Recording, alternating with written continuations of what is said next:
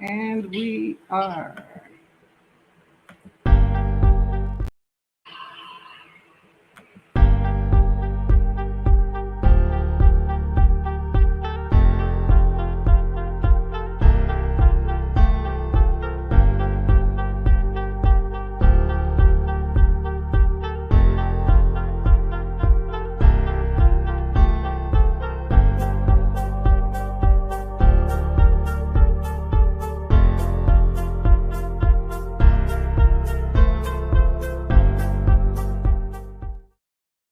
Hey, good evening to the beloved community here in Gwinnett. The Gwinnett NAACP is here. Ready, just excited about the Gwinnett County, our community, the people, and we are working for the beloved community. I'm President Penny Poole, and our officers, our treasurer, Princess Hawkins. We have our secretary, Melanie, and our officers are on the way. So we want to continue to go forward right now tonight. And we have several guests. So we're going to really run through our opening. At this point, let's see if we have others waiting. Yeah, here we are. All right, this Secretary Melanie Thomas Cook again. Hi, good evening. Good evening, everyone. How are you? Yes, and, we have members at large, and we're just looking to have a great conversation tonight. Before we go forward, can we open up with prayer? Melanie, would you like to lead us in prayer? Okay. Thank you. Dear Heavenly Father, thank you so much for bringing us together on behalf of your people in Gwinnett County. I ask that you would speak through us and allow us to get down to the bottom of issues that are concerning people in our community. Thank you so much for allowing us to help our community. We ask, Lord God, that you would be here in our midst and that we would progress moving forward. And we thank you for everything you're doing for each and every one of us. Amen. Amen. Thank you for that. Again, we have many guests. We're going to introduce them in a moment. But before we go there, we need to approve the general minute meetings from the last meeting that was held June 13, 2022. May I get a motion to accept the minutes as being distributed through our virtual realm? I motion to accept the minutes from our last meeting. And seconded. Okay. And it's been moved and seconded that we accept the minute meetings from our June 13 meetings. All those in favor say aye. Aye. Okay. And all right. And we have it. The minutes have been accepted. Also, we want to note that our recordings are held in the iCloud. We are a virtual organization moving within the virtual atmosphere and recording, having our minutes and notes. Any of our members who would like to get a copy of our reports, we are happy to send them to you through the secretary at NAACPGwinnett.org. That's secretary at NAACPGwinnett.org. At this time, we want to move forward, and we want to know that we are collaborating, we are building partnerships, and the Gwinnett NAACP is going forward in the community, making a difference for people who are African American, the underserved, other people of color, going about the business and making sure that we advocate on behalf of those who are walking in certain paths in this community. Again, your Gwinnett NAACP is working for our community. We also want to note that we're looking for volunteers to assist with our back to school drive. We will be holding it in August to make sure that we are able to help and assist families who are in need or who need to just get some extra supplies. The school year is long, but again, your NAACP will be sending out this date for August for our back to school drive. And also, old business, we have to give a shout out and a thank you for everyone who helped us with Juneteenth. Our partners, we partners with the Levitt Funeral Homes, Levitt and Sons Funeral Homes, um, the um, the Southern Company, through their grant, they were a great community partner. And most but not least, the city of Norcross, we want to thank you for all that you did during Juneteenth, your location, your community. It was a wonderful event. And we had an even greater event on Sunday as we gave awards in the community. And we will talk about that later on in the program. But for right now, we also want to make sure that we talk about the upcoming elections, the municipal elections. We want you to put it on your radar. The the candidates have not qualified yet because the qualification date is not until that first week in August, and it varies from city to city here in Gwinnett County. So again, put it on your radar. If you live within city limits, one of the 16 incorporated cities in Gwinnett, check your local city and make sure that you are participating in any of the events that are coming up. So at this time also, we are getting an update from one of our workers who has just been so vigilant in helping and making sure that you're connected to the Gwinnett NAACP. I see that James Brown Smith has come on the line. James, can we hear you? James? James, are you unmuted? Okay. James is I think you can hear me, right? We hear you very clearly. Great.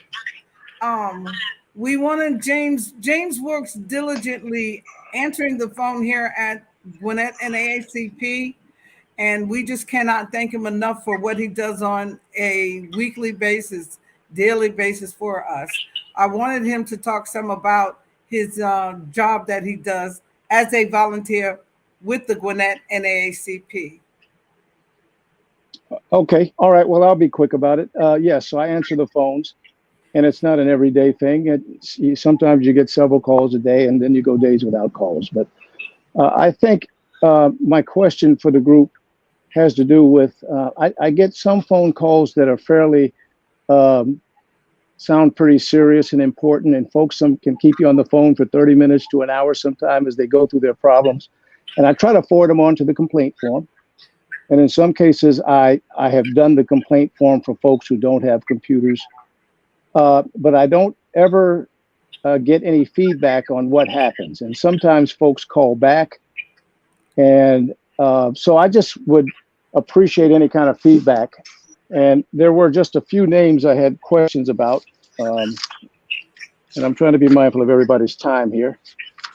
Okay, I know that there was particular, you wanted to give a shout out to someone who wanted to volunteer and work with us. So I was hoping that you would give a direct shout out to that person. Yes, his name is Law Brandon. I hope he's on the call tonight. I can't tell. But Law kind of contacted me, and he's really interested in getting involved. He's a volunteer. He's got a lot of talent, energy. And I think he's really fertile for activism. So I want to give a shout out to Law and just encourage him to keep going forward to the group. And you all look for Law to get him engaged. That's what he's looking for. If I could just ask, a person named Jody Scipio, did anyone get that name through the complaint? So what we're doing is still looking at the complaints, but we, just to explain a little bit about what James is talking about, when citizens in the county, Gwinnett County, have issues, they contact us through mail and file a complaint and to let us know what is going on and how we may be able to assist or refer them. So the complaint process has been busy lately, and James has been doing an excellent job with sending it through. So we do follow up with as many volunteers as we do have. Sometimes it's slow. If it's an urgency, we try to move more quickly. But just to let you know, we work as quickly as we have the capacity to do so.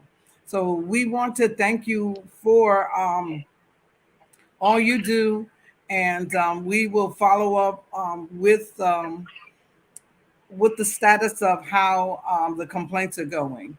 So thank you, James, for coming on. We have speakers tonight that we want to get speakers and presentations. So we're excited about that tonight. So thank you very much. And thank you for coming up tonight. James Brown with y'all. Thank you. And let's see, Staten, can I get you to mute your picture? Because you're going on. So if you mute your picture, that would be a great thing. But thank you. All right, there we go, Staten. All right, so at this time, we're going to bring our guests up and bring them onto the screen. Thank you. Members, please stay in the background because we have more to do. But members, please stay in the background.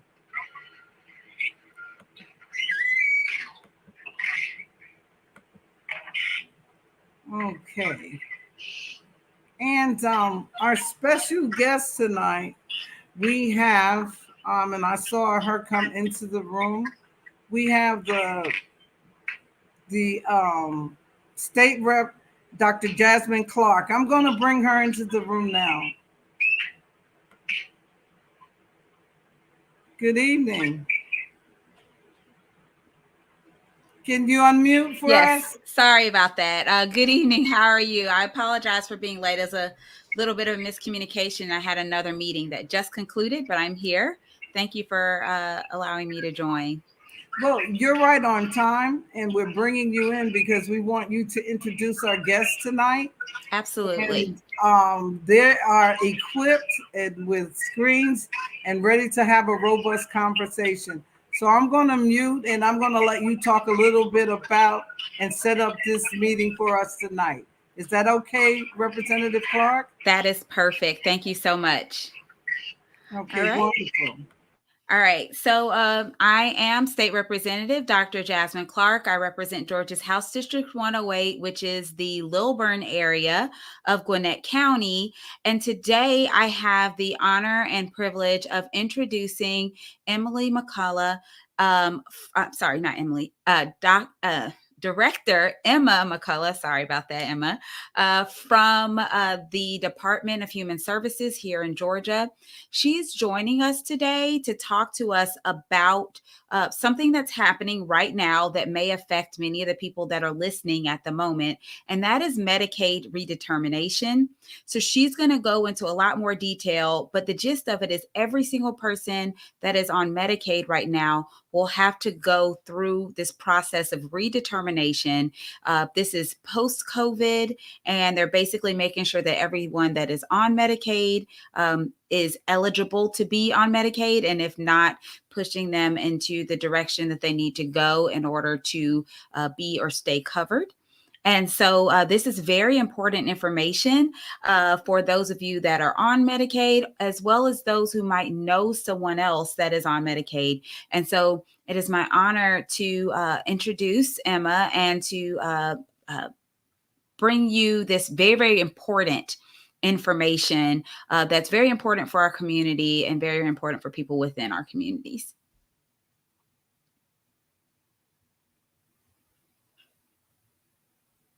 And again, I apologize, Emma, for getting your name wrong. That's okay. Let's bring her into. Hey there. Thank you, Representative Clarke. You're welcome. Sorry about that No, again. you're good. You're good. We have Emma and Emily's on the team now. Good evening, everyone. As Representative Clarke said, my name is Emma McCulllough, and I'm the Director of Governmental Affairs at the Georgia Department of Human Services. And also with me here tonight are Emily Hatchett and Jackie Tate, who serve on the External Affairs team at DHS with me. So first, we just want to thank you all for allowing us to join you this evening and giving us this opportunity to provide you with more details on the Medicaid redetermination process that's happening right now. And we also just want to take a second to thank Representative Jasmine Clarke and her team for inviting us here tonight. So I don't know if we can see my slides. Well, let me add that to the stream. Perfect. Okay. Great. So tonight we're just going to be giving you guys a high-level overview on the process of Medicaid redetermination and what you and your loved ones can do during this process to make it as seamless as possible. However, we're not going to be able to give answers on specific case questions tonight, but we are happy to take any questions that you do have after our presentation. So now I'm going to go ahead and pass it along to Emily to give us an overview of Medicaid redetermination. Awesome. Thanks, Emma. So starting in April, Georgia returned to an annual system to check eligibility for Medicaid and Peach Care for Kids members, just like we did before the pandemic. So this means that the Georgia Department of Human Services, or DHS, will be checking to see if all current Medicaid and Peach Care for Kids members are still eligible to continue receiving their health care benefits. So the federal government is asking all states to do this since the state of emergency from the COVID-19 pandemic has ended. But not everyone will go through this process at the same time. It'll take until May 2024 for us to reach everyone. And this is why it's so important that DHS has current contact information for all members. So we want to make sure members don't miss any messages from the state, and I'll make sure to tell you a little more in a few slides on how we can make sure that that contact information is correct. So during this process, if the state finds that a member is still eligible for Medicaid or Peach Care for Kids, their coverage will be renewed. But if a member is no longer eligible or has aged out of Peach Care for Kids, DHS will refer members to the Federal Facilitated Marketplace for alternate coverage options. So how do members prepare for the eligibility review? So one of the most important things, like I said, we can do is make sure that contact information is correct. So this can be done in several ways. You can do it by visiting the online Gateway portal, through the Gateway mobile app, by visiting your local Division of Family and Children Services or DFACS office, or by phone call. So members should make sure to keep their contact information updated for the duration of their coverage, but we want to particularly emphasize keeping it updated during this ongoing Medicaid redetermination period. So the process of reviewing eligibility is happening now in batches. It started a few months ago in April and will continue through next May. So members' date for redetermination may be any time between those months. So DHS will communicate with Medicaid and Peach Care for Kids members based on how they asked to receive information in Gateway. So members can choose to get U.S. mail through the Postal Service, get information by email, or by both email and the U.S. mail. There are 3 different ways for members to update their contact information. So I'll give everyone a moment to grab a pen if you'd like to write this down, but I'll also be sending this information to your leadership so they can distribute it. So the first way that people can update their information is online. So Gateway's online portal and mobile app are available 24/7, and Gateway is the fastest way for members to stay informed and complete their renewal. You can visit gateway.ga.gov to access the portal. The second option is in person. So members can visit their county DFACS office and staff can help members update their information. The Gwinnett County DFACS office, for anyone that may not know, is located at 95 Constitution Boulevard in Lawrenceville, and they're open in person for business Tuesday through Thursday from 9 a.m. to 3 p.m. And if you ever need to know another county's location and office hours, you can always find that online by visiting dfcs.ga.gov/locations. And the final way members can update their contact information is by phone. So if members would like to update it that way, they can call 1-877-423-4746. And if a member is deaf, hard of hearing, or has trouble with speech, you can dial 711 for additional assistance. Like I said, we'll make sure everyone gets all of that information. So if you didn't catch it then, no worries. We'll get it to you. So moving forward with the redetermination process, what is that like? So some of our members may remember going through coverage renewals before the pandemic, and DHS has worked hard to make sure that the redetermination process is very similar. So if a member is also a SNAP or TANF customer, DHS has worked to make things as simple as possible and has tried to keep benefit renewal dates together and complete redeterminations without additional requests across programs. Members should be able to see their assigned redetermination date now in Gateway. And once a member knows this date, they'll need to wait for a letter or email for additional instructions. So their official letter or email, depending on the member's preferences that they've selected, will be sent out about 45 days before a member's coverage is scheduled to end. This letter will explain that a member's redetermination window has begun, and they may have to submit documents like pay stubs or other materials to complete their renewal. If DHS has not heard from or received documentation from a member after a month, the member will get a reminder letter or email about 2 weeks before their deadline.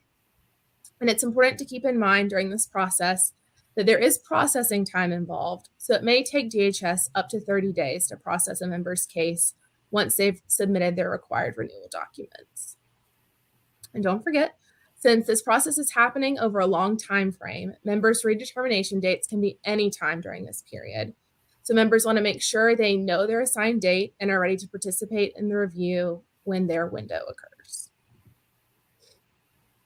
So what happens if a member misses the deadline? If a member's coverage renewal is denied, they will receive a letter notifying them of that decision and explaining the reason why. If the reason is that they failed to submit documents, there's good news. Members can still submit documents within 90 days of their redetermination date. If a member has been denied for another reason, they have the option to appeal that decision. It's important to note that if a member's benefits are renewed in either case, their coverage will be made active back to the date of their original determination. So any medical expenses they had in the meantime will be covered. And now I'll pass it back to Emma to give more information on the appeals process. Thanks, Emily. So members whose coverage is denied for any other reason than missing the deadline to submit documentation have 30 days to ask for a fair hearing to appeal that decision, or in other words, to request another review of their case. So to request a fair hearing, members should fill out and submit the fair hearing request form at the end of denial letters or their denial letter, and then they would send it back to their local DFACS office. If members want to keep getting coverage while they wait for that fair hearing decision, they can, and they would need to check the I want to continue receiving benefits box on the form and then send that form within 14 days of denial. If members do choose to keep coverage while they wait for their fair hearing decision and are ultimately denied coverage again, that member may be required to repay for those used benefits. Next slide. Okay. So the Office of State Administrative Hearings handles reviews of these cases and fair hearing requests. And so members can learn more about that process at osah.ga.gov. And that'll also be in the package that Emily sends out. So when a member's hearing has been scheduled, they will receive a notice in the mail with the time and location of their hearing. At a member's hearing, that member will be able to share why they think that they are still eligible for Medicaid or Peach Care for Kids. And members can help their case by showing documents like receipts and bills that may better help explain their income status. And there are some other important tips on how you can prepare for a Medicaid hearing at that same website, osah.ga.gov/what to expect at an OSA hearing. So if a member's hearing does reinstate their benefits, their coverage will be made active back to the date of their original determination so that members can get coverage for the medical expenses that they had in the meantime. So now we're going to go ahead and discuss authorized representatives. So because we keep member information private, anyone who helps a Medicaid member, like a trusted family member or a provider, must be approved as an authorized representative for that member's case. So if a member does have an authorized representative, then we know that that individual has the member's permission to receive information about their case or to make decisions on their behalf. And it's important to note that if someone has a power of attorney for a member, that person will still need to go through the separate process of being added as an authorized representative. So members can add an authorized representative to their case by going online to their gateway. They would then click on the Report My Changes or Renew option. They would then click on the Add an Authorized Representative, and then they would add information on their authorized representative. So after adding an authorized representative to a case, the representative must then go create their own separate gateway account. So within the Create an Account screen, the representative must check yes to the question, are you an authorized representative? And so at that point in Gateway, the representative's account in Gateway should then be linked to the member's Gateway account. And that process only needs to be completed once. So now we're going to go through a couple of common member situations to give you all a better idea of what to expect during this process. So here we have Dolores. Dolores is 74 years old. She has a disability and she has Medicaid benefits. Because of her disability, Dolores needs help going through the redetermination process. Dolores' son Daniel has power of attorney for Dolores. However, he will still need to go through the separate process of being added as an authorized representative for her. Dolores goes ahead and adds her son Daniel as her authorized representative so that he can assist her during this process. To do this, Daniel had to create an account in Gateway. Once Daniel logs in, he was able to connect his or link his Gateway account to hers. So Dolores and Daniel checked Gateway in mid-April, and they found out that Dolores' redetermination date is July 31st of 2023. So in early June, Dolores received her redetermination letter. And so she and her son learned that she is still eligible for Medicaid and that her benefits will renew for another year. And so at that point, Dolores does not need to do anything else and her redetermination process is complete. So next we have Marcus. Marcus is 20 years old and receives Peach Care for Kids benefits. So Marcus recently moved to a new apartment, and so he went online to his Gateway to update his address. So he selected e-communication so that he will receive emails instead of physical letters about his redetermination process. In early June, Marcus received an official email telling him that he has aged out of Peach Care for Kids coverage and that his coverage is set to expire on July 31st of 2023. So before the pandemic, Marcus would have typically aged out of coverage last year when he turned 19. However, due to the pandemic's continuous coverage laws, Marcus was able to continue receiving Peach Care for Kids benefits a little longer than that. So because Marcus's coverage is ending, his letter includes several alternative health insurance options so that he can find on the federally facilitated marketplace. And so he has time between June and when his coverage will end in July to review the marketplace and select a new plan so that he won't have gap in coverage. So Marcus looks at the marketplace offerings, and he was able to find and sign up for a similar healthcare plan to the one that he had with Peach Care for Kids. And then our final common member situation is Alicia. So Alicia is 34 years old and has 2 school-age children. Her children receive Peach Care for Kids benefits, and she receives Medicaid benefits. So Alicia first applied for benefits in 2020 when she lost her job for several months due to the pandemic. Since then, Alicia has found a new job, but she does know that she still needs assistance for her and her family. So she goes on to Gateway and found that her determination date is July 31st of 2023. So in early June, Alicia received a redetermination email as well as a letter. The letter explains that she must provide proof of income documents so that she can complete her family's redetermination. Alicia takes photos of her last 4 pay stubs and then uploads them into Gateway mobile app. About a month later, Alicia received an email and letter informing her that her and her children are still eligible for Medicaid and Peach Care for Kids, and that their coverage has been renewed for 1 year. So at that point, Alicia's redetermination process is complete. So I know that Emily and I have gone over a lot of information in a very short amount of time. So I'm going to hit some last marks that we really just want you all to walk away with about this process. So let's recap some of the most important things that we want you all to know. The federal government is now asking Georgia, along with every single other state, to check who is eligible to receive Medicaid or Peach Care for Kids coverage. So that's why we're restarting our yearly process of determining eligibility for both Medicaid and Peach Care for Kids. So if a member has gone through renewals in years before the pandemic, we've worked to make this year's redetermination process very similar. So as Emily said, not everyone will go through this process at the same time. It will take until May of 2024. So during this time, DHS will be reviewing eligibility for members in batches.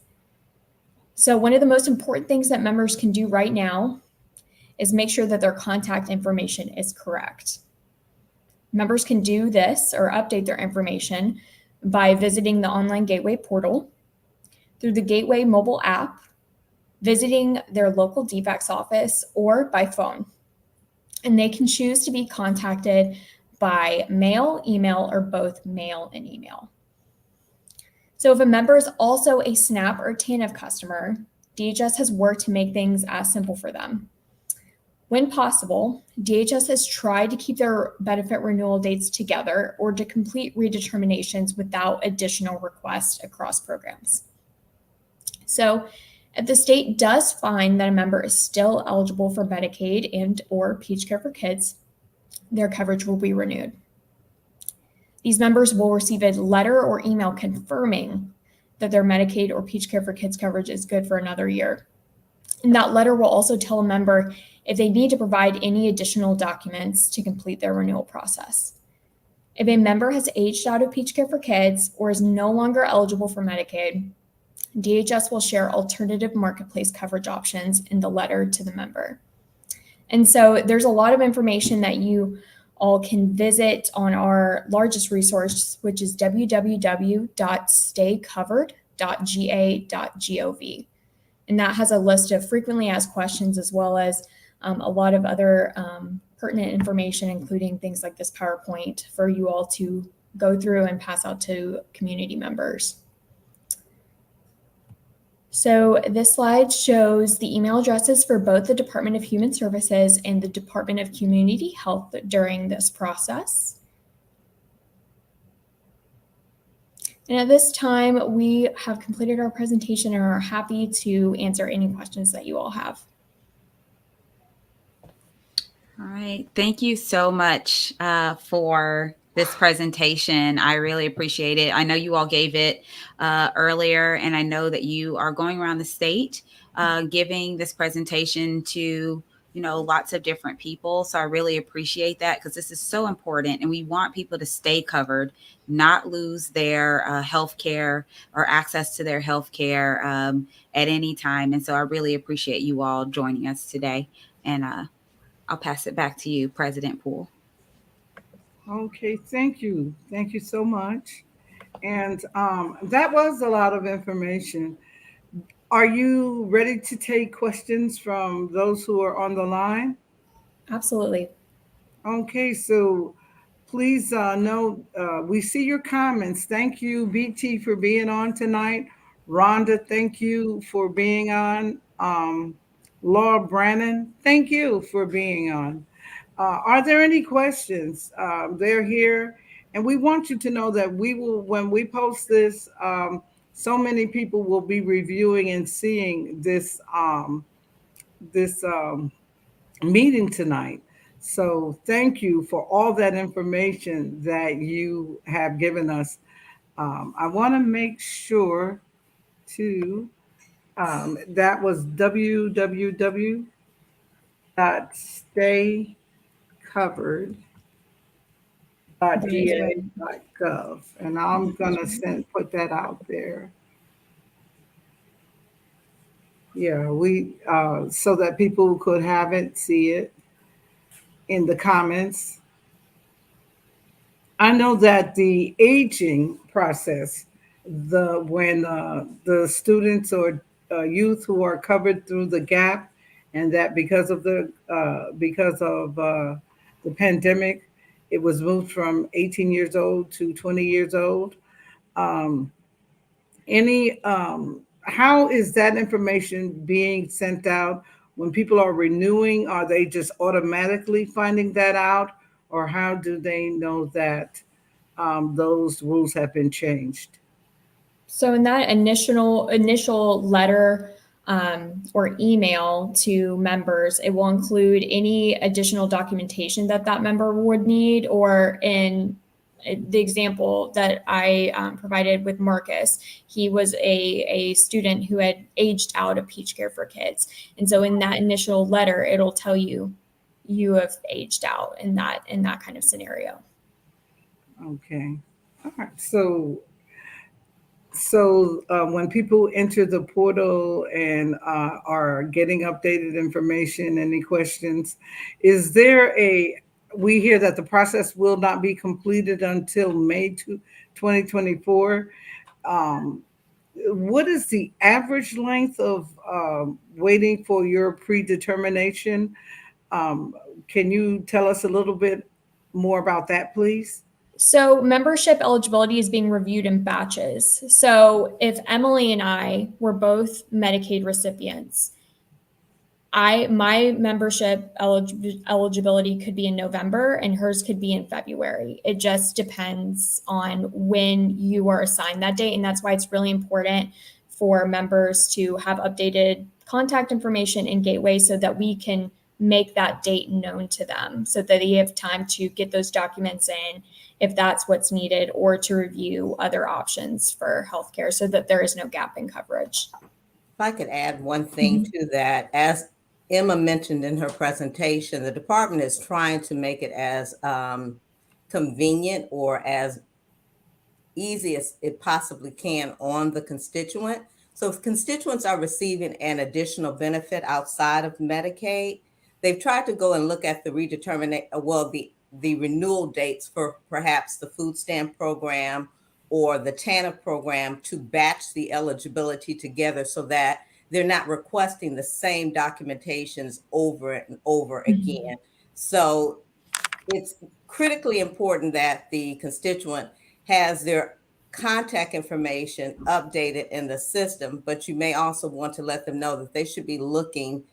Well, I won't even stray from that. They just need to make sure that they have contact information updated and they check whatever method that they chose as their preference for communication on a regular basis. And just to be clear, the process of redetermining everybody that we currently have in the system could last up until May of 2024, but the individual's redetermination date can be set anytime between now and then. So, Could I ask a question? Of course. I know that people who are may not be eligible for Medicaid after the redetermination, but may be eligible for the exchange or something of that nature, I know that they're going to get notification that they can go to the exchange, but we've just passed a bill that changes the exchange to something completely different. Or if am I getting that wrong? I might be explaining it wrong. I just want to know, like, where, if people are going to the exchange, are they going to still be going to healthcare.gov, or is it going to be something different?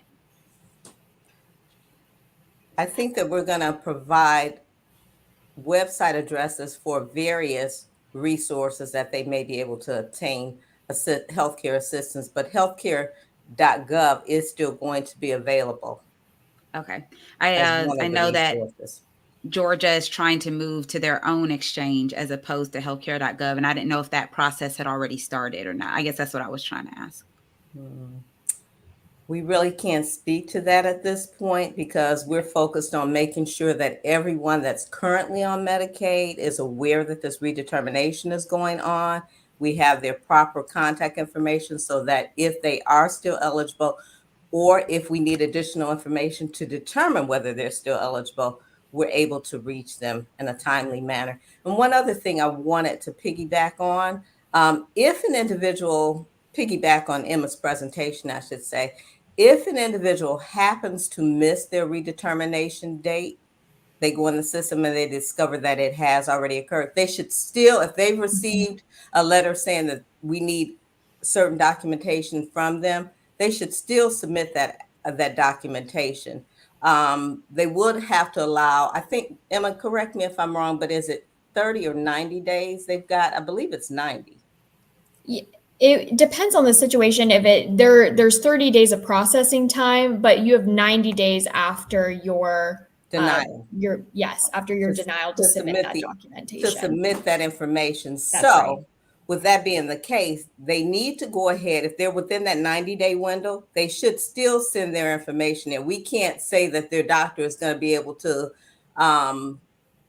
verify eligibility, but that still puts them in a position where if they are still eligible, once we look at that case, we can redetermine that they are eligible. And if they have had any medical expenses to occur during that window, between that 90 days, Medicaid can always go back 90 days retroactive for coverage if you met the criteria. So if they incurred medical bills that would have typically been covered by Medicaid, they're still eligible to get those paid, as long as it's not something that would have required like a prior authorization. And the provider should know that they should not have an expectation for Medicaid to pay for something that they didn't get an authorization for. So by all means, have them submit their contact information. Even if they miss that window, go ahead and send us that documentation. We don't want people to panic and think they've got to reach out to us and speak to us. Tell them to do what it advised them to do in the system, and we will get their cases processed as expeditiously as we possibly can, and they'll receive a notification as to what the outcome is. So, and the redetermination date, when we're talking about everyone's benefits being reevaluated and then adjusted, what if someone is just new to Georgia, or let's say maybe even just not familiar with systems? That's not a redetermination. They're eligible to apply for benefits, period. Anyone can apply for benefits at any time. If a person's denied and their circumstance changes, they can come back and deny. They can come and reapply the next day. You're always eligible to apply for benefits. We just don't want to create a bottleneck of people applying when we're already got them in the system, and we can look at what we currently have on file and just update that to determine whether they're eligible or not. But if they are denied or they're a new person coming on the roll, they can always apply for benefits. Okay. As we saw with the pandemic, how people's lives changed instantly. You know, 1 week people were thriving, working. The next week, people were in situations that people thought they would never be in. Correct. And so it's good to know that these services are available to us, and good to know that we have people um, who can guide us through this process. If there are, thank you for coming back on, because I wanted to ask Representative Dr. Clarke, are there is there legislation pending that will directly affect? You mentioned a new process that's beginning to happen. Is there something that citizens need to know about legislation that has come down during this last legislative session? Yeah, I do know that, for example, starting July 1st, we have now pathways in Georgia, and I probably will need to follow up with more information about exactly how that works. So I wasn't necessarily prepared to talk about that tonight, but it is something that people should be aware of because it is a change in like the way we do Medicaid in Georgia.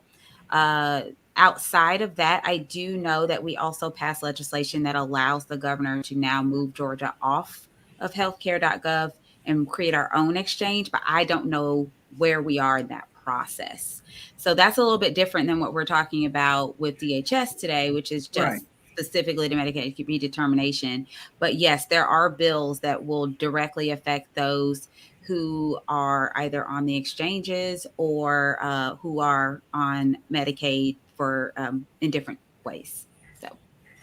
So there's a lot to look forward to and to have on our radar. Yes.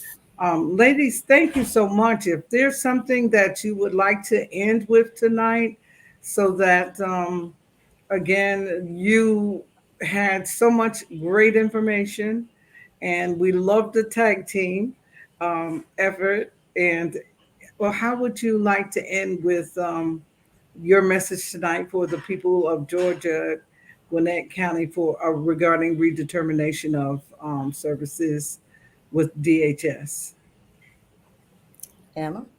Well, we just want to thank you all for allowing us here tonight and giving us this platform. I think the two biggest things that we want you all to take away is make sure that your contact information is up to date, even if you think it is, going on and making sure and verifying the method of contact, whether that's mail, email, or both, is what your true preference is, number one. And then if you do have questions about what this process looks like, or if you have a neighbor or family member that you know is going through this process and you want to help them along, our biggest resource is that www.staycovered.ga.gov. That can be a huge resource. And of course, if you do have any questions, or other opportunities to speak on this, we're happy to take those questions and to be a resource as much as possible for you all. And I'm going to tag team on this one as well. So what I would like to say is we recognize that you are community advocates and you may not be on the Medicaid roll, but we know that people often come to you looking for guidance. We're reaching out to you as a resource to be able to share the importance of what is going on now, encourage people to go in and update their information, and if we could share the posters or the flyers that we have promoting this information.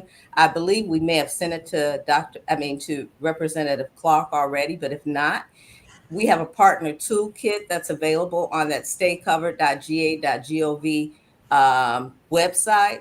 By all means, we have the information printed in different languages. If you should serve a community that needs another language, feel free to reach out to us. We can provide that translation if there's a need. But I encourage you to go to that website and pull whatever information you think might be useful to the constituents that you serve and promote the importance of them updating their information and checking their gateway account to know when they're going to be reviewed for eligibility and make sure that they're submitting that information as timely as they can. And we'd also like to extend an invitation for your office to forward any type of announcements, especially anything of urgency, to secretary at naacpgwinnett.org. Secretary at naacpgwinnett.org. Now that we have each other's information, I know that there will be an open door, and the Gwinnett NAACP would be happy to get and disseminate as much information as possible to help with this effort in updating people's records so That's that we know that they will be eligible and ready and prepared to get these wonderful. services. Well, Emma can definitely can share the presentation and provide some additional documents that just could be quick pulls for you guys to be able to print and distribute at whatever public event you attend, or if someone should reach out to you, you'd have an electronic copy. This is information that we're sharing across the state, so there's no copyrights on it. We want the information out in the community so that we can help serve the people. Wonderful. Okay. We again thank you. Any other comments, observations? If not, we're just going to say good night again to the Department of Human Services. Thank you, Director McCullough. Thank you again, Jackie. Jackie, and thank you, Emily Hatchett. Thank you all for coming on. And before you leave, Representative Clarke, we have additional questions for you. So if you could stay a little longer, that would be great. Again, ladies, thank you for coming. Thank you for having us. All right. Good.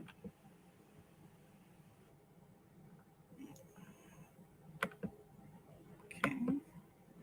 Great. And we still have our chat box open, but right now, as an elected official, state elected official here in Gwinnett County, we wanted to move on to this last segment to talk a little bit about all these changes that have been occurring here and in our country. Everybody's abuzz about the decisions that have come down from the Supreme Court and the new conversations that are opening up regarding them. Dr. Clarke, Representative Dr. Clarke, can we get any insight from you on the new legislation that the Supreme Court has handed down? Specifically, we're talking about affirmative action. We're talking about school loan forgiveness. Just we have you, and we definitely respect your opinion. So let me. All right.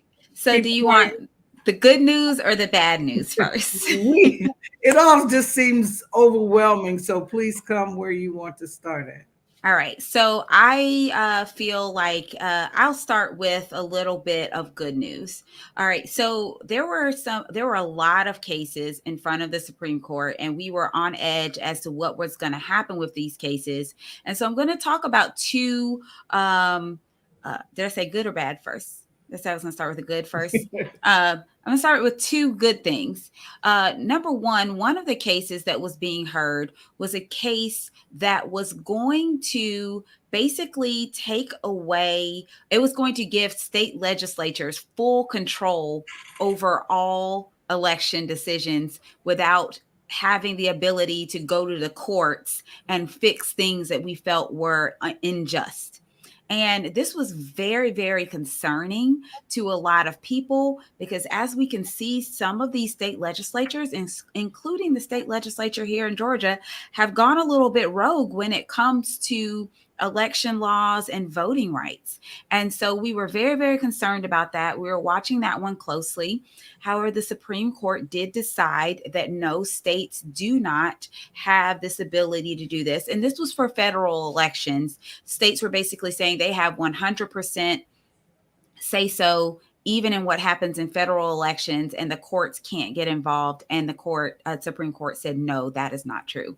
So that's actually a win, because the opposite of that, if that were to have been decided in the other direction, it could have been devastating for voting rights here in the state of Georgia. Another good one was the gerrymandering, and they actually did rule that there was illegal gerrymandering that happened in several southern states, or in a southern state. I want to say it's either Mississippi or Alabama. I apologize. I don't know the exact state, but the importance of that is it does set the precedent that you cannot draw these illegal maps that give you an unfair majority while taking the voice and the votes away from Black people. We still have a right to vote in this country, and you cannot take that away through gerrymandering and map drawing. And so that is another one that we were excited to see, because that can also have implications here in the state of Georgia as far as making sure that our own maps here in our state do not take away or dilute the voices of Black voters. So those are two good ones. Now to the bad. You brought up the affirmative action. Basically, this case has actually been brought multiple times, and they kept losing. But in this particular time, instead of using white plaintiffs, the person who has been doing this effort decided to use Asian American plaintiffs. And in this case, they said that they were being discriminated against because of affirmative action. And the court ruled that that is true, and that schools can no longer consider race when they are making their admissions decision. Well, one of the reasons why this is bad is, number one, let's be clear. Schools were not just considering race. Race was a thing that was being considered, along with a plethora of other qualifications. And so Black students were getting into these schools not just because they were Black, they were getting into these schools because they were more than qualified to get into these schools.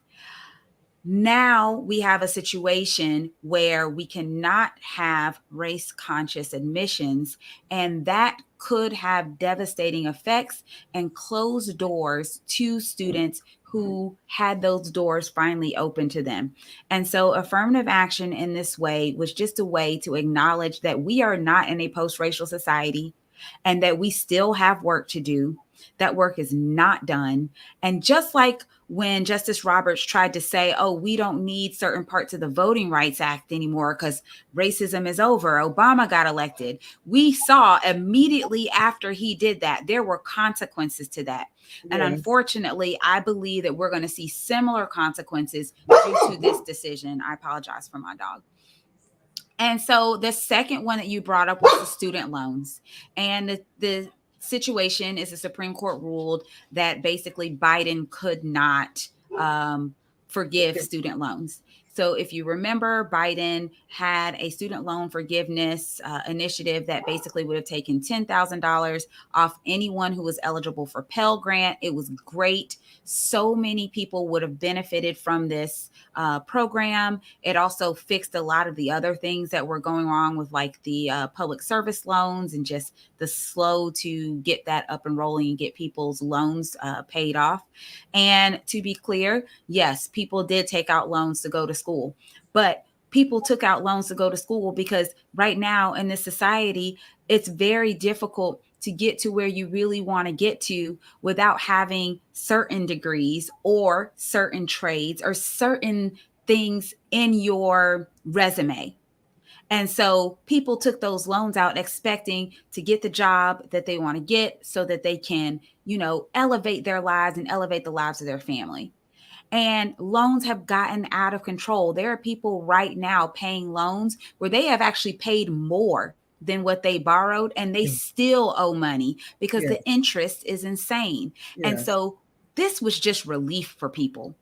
And it seems like every time we want to do something for the regular, everyday person that's just trying to make it, they try to knock us down.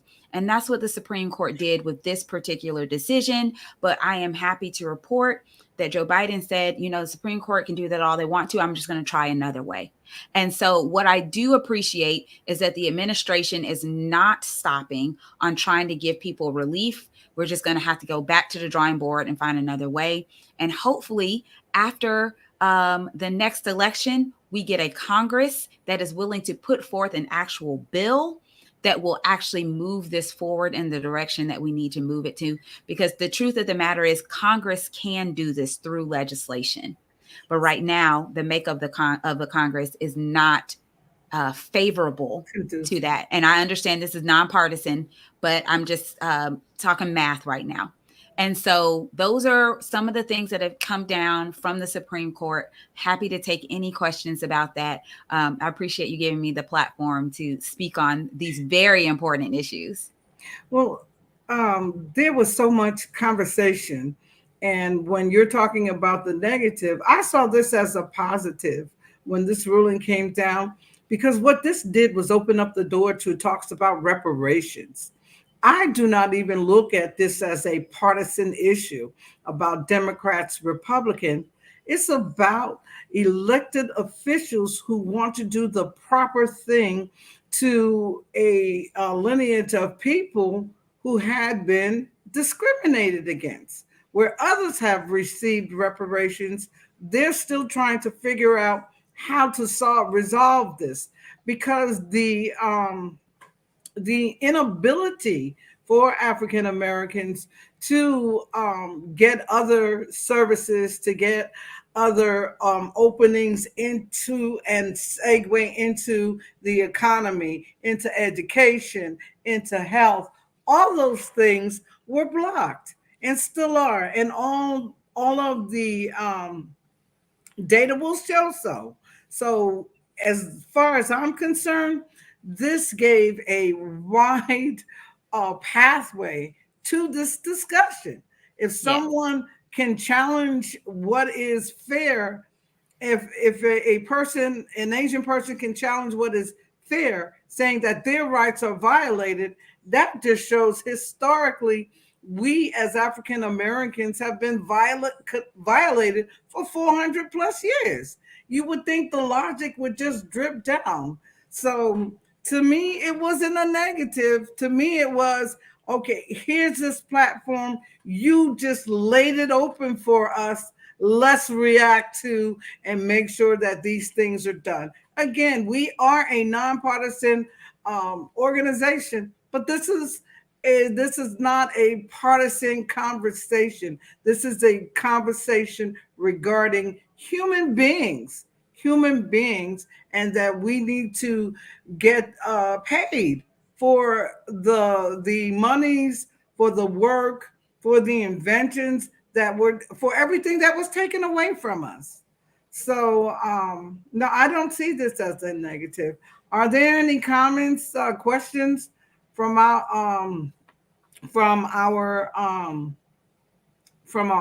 audience, from people who are on the panel? I do want to add to this. I'm glad you brought up reparations, because here in the State House, we have the Georgia Legislative Black Caucus does have a bill that would require the state of Georgia to at least study and consider, do a study on how much reparations would cost, who should, we start the process. And it is a bill that we hope will get a hearing. And I know there are a lot of people out there pushing for that. I am all about having the conversation. And the truth is, when it comes to reparations, there's a lot of different angles and a lot of different things that people have to say about it. But we got to start the process. And that process starts with having that conversation. And so we do have a study committee bill out there that will do that. Well, if we just looked at the data, and again, here in Gwinnett County, and I'm going to keep saying it, there was a line item budgeted in the 2023 budget for a disparity study. And a disparity study shows the data, shows how communities are affected, and not just short term. This data will just openly give you a picture of how communities have been moving, working, living, everything. But we can't get this disparity study talked about now. It's just sitting there, just sitting. And we want that conversation. We, thank you that the legislation, the Gwinnett delegation, and others have put this conversation to a vote, something that's palatable. But we need these disparity study that will show definitively how economically and how we rank in this system in this county. Um, I'm not sure. I don't understand why others can have these conversations, others can get these things accomplished, why it is so difficult for African Americans to get this accomplished. And I'm not understanding that. As a descendant of enslaved people from South Carolina, whose lineage is so easily proved, I'm not understanding why this is such a hard stop and why we cannot do something about it. California, San Francisco has initiated an agenda to get this conversation going, to actually even to come up with numbers on what their citizens should get so that they are repaid for what was taken and stolen from our community. So again, I think this opened up the door when they said affirmative action was not fair. Okay, all right. So let's talk about what is fair, and that's the conversation that needs to go forward. Are there any other comments? Any questions from our audience tonight? Penny, I have a couple of comments regarding reparations. Mm-hmm. We know that the reparation bill in Tulsa, Oklahoma was defeated recently. It was one plaintiff that was involved, a survivor of the Tulsa, Oklahoma riots, and the court shot that down. And that was a direct link to a injustice that was perpetrated on a community, and we had one survivor that was entitled to reparations. California is still undecided. And I guess the big issue with reparations is how do you construct it? What's the blueprint for reparations? Because if it's just a check, that's going to do more damage than good. Because if each person receives an economic benefit, then they'll take that money and it's not going to build a community. It's going to have people go here, go there. It's going to have them move to different neighborhoods, because unless you have something that ties them to that neighborhood and to build that neighborhood and to have urban redevelopment in that community, it'll have the same effect as civil rights did when once we were allowed to go to other people's lunch counters, we chose to go to other people's lunch counters and our community suffered as a result of that.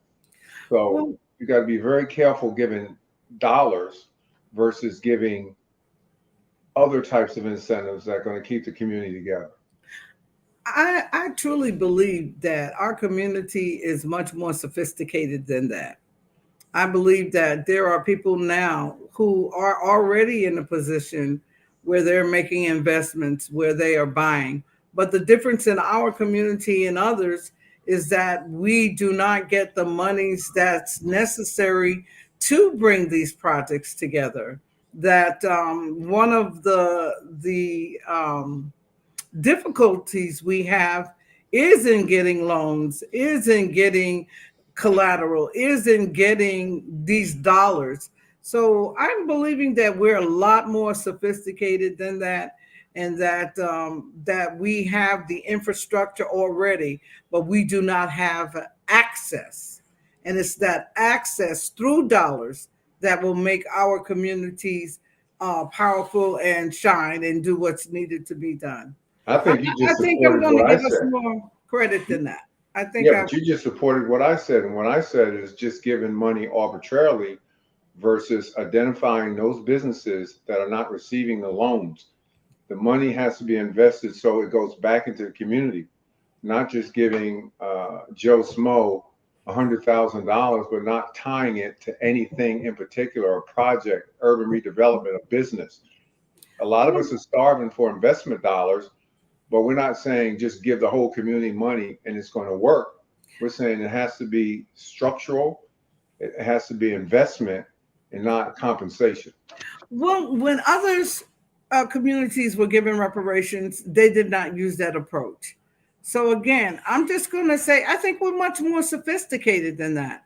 When it was given to here, we had nothing to do with the Holocaust, but because of the plans that were in Europe to make sure that the Jewish community was compensated, America paid to compensate the Jewish community because of the Holocaust.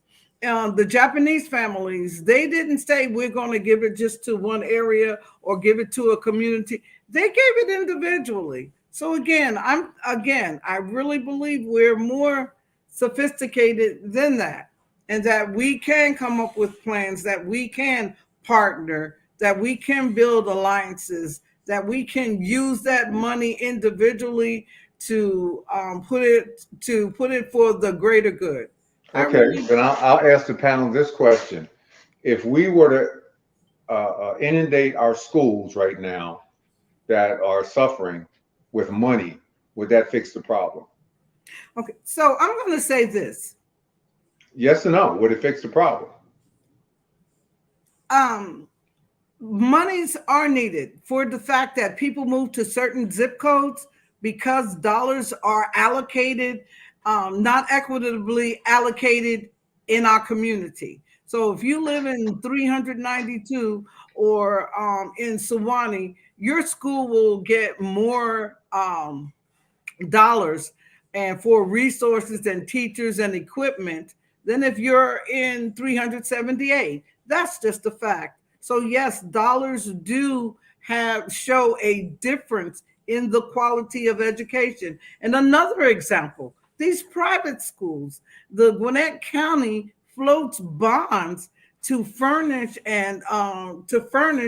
Greater Atlanta Christian and Hebron Christian Academy. Both of those schools are built on millions of dollars of bond money that is given by Gwinnett County. So yes, dollars do make a difference.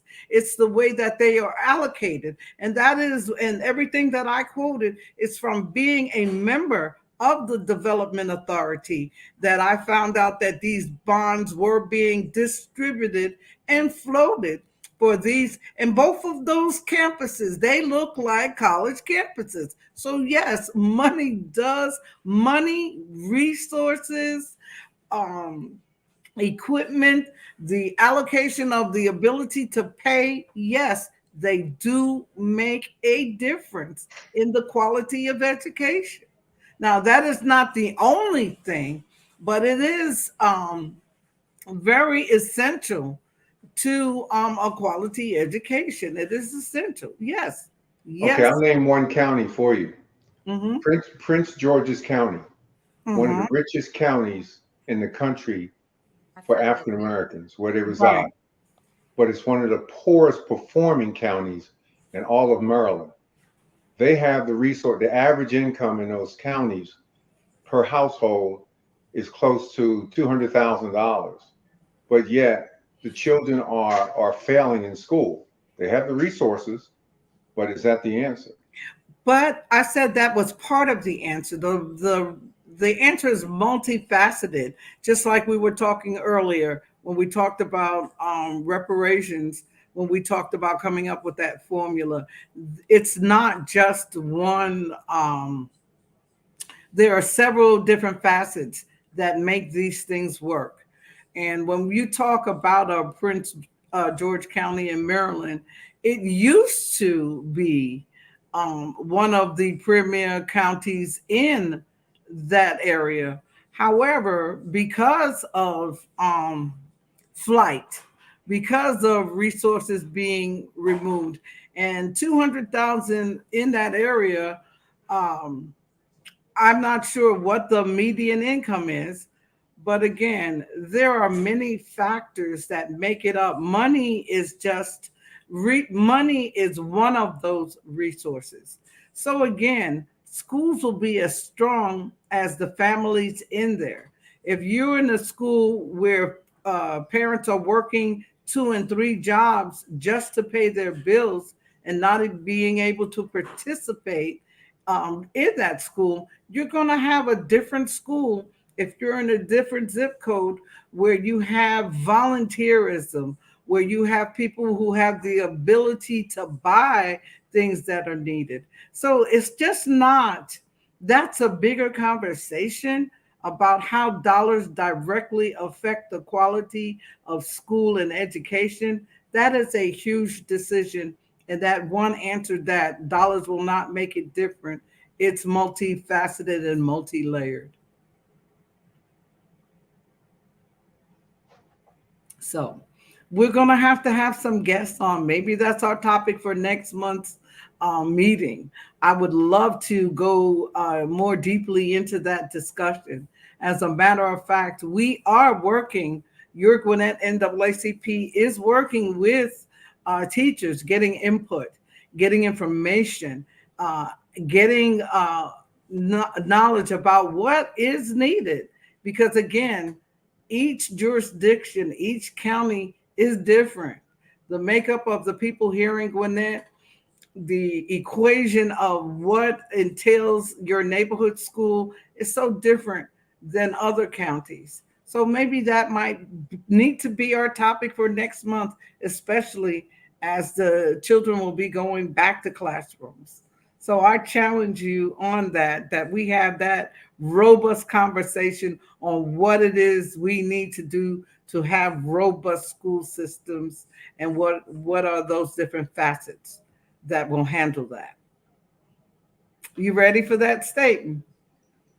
Look, I have some solutions and answers to those questions. Okay, so that's what I'm saying. That sounds like a good topic for next month, to have the experts on here to give us this information and update about what makes a school district excel. I would love to find those components for our August meeting when it's time to go back. All we have to do is study Akron, Ohio.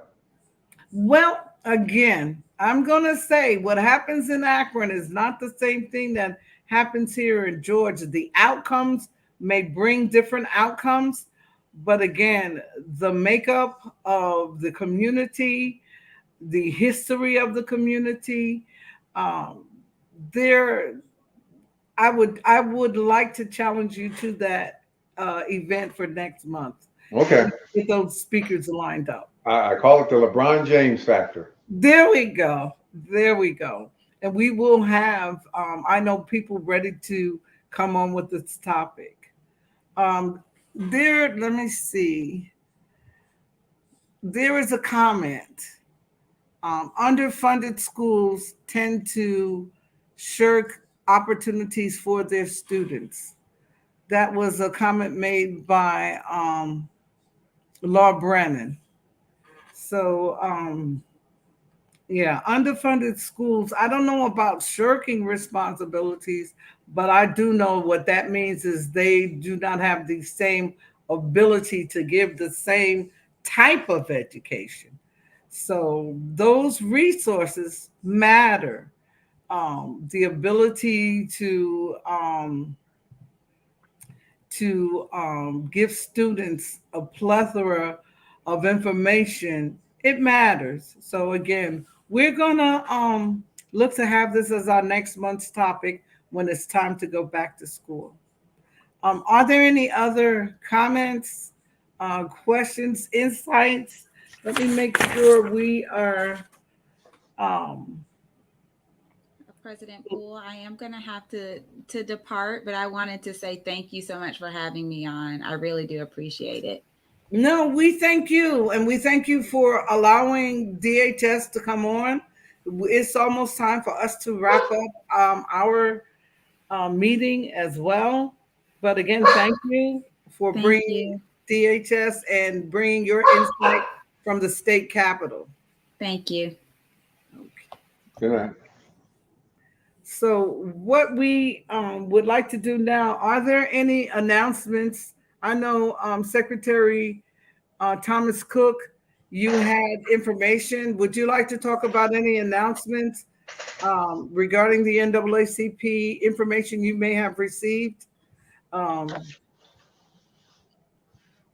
Just that we had our national call recently about what happened with affirmative action, and we do want everybody to go sign the petition. That we can send that out, but I can also put it in the chat. But we want everyone to sign the petition so that we have diversity, no matter what.